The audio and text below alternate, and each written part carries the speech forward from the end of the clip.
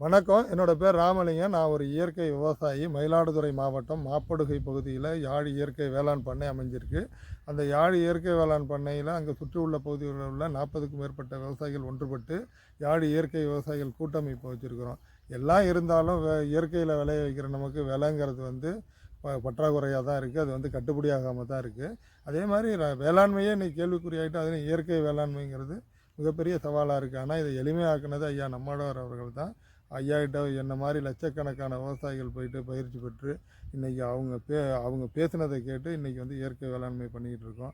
ஆனால் அதை சந்தைப்படுத்துறதுங்கிறது மிகப்பெரிய கேள்விக்குறியாக இருக்குது. அதுக்கான லாபமான விலையில் உரிய விலை கூட கிடைக்காத காலத்தில் தான் இன்றைக்கி இருந்துக்கிட்டு இருக்கிறோம்.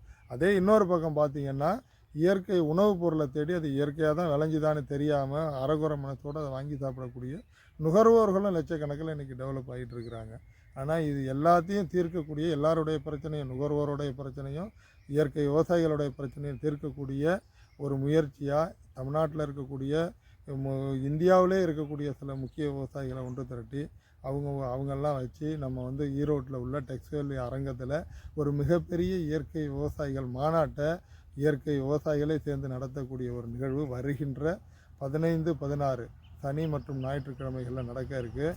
இந்த மாநாட்டில் இயற்கை விவசாயிகளும் இயற்கை உணவை தேடி சென்று கொண்டிருக்கக்கூடிய நுகர்வோரும் ஒன்று சேர்ந்து இந்த மாநாடை வெற்றி பெற செய்கிறது மட்டும் இல்லாமல் உங்களுடைய நோக்கத்திலையும் வெற்றி அடையக்கூடிய வாய்ப்பு இதில் கண்டிப்பாக இருக்குது.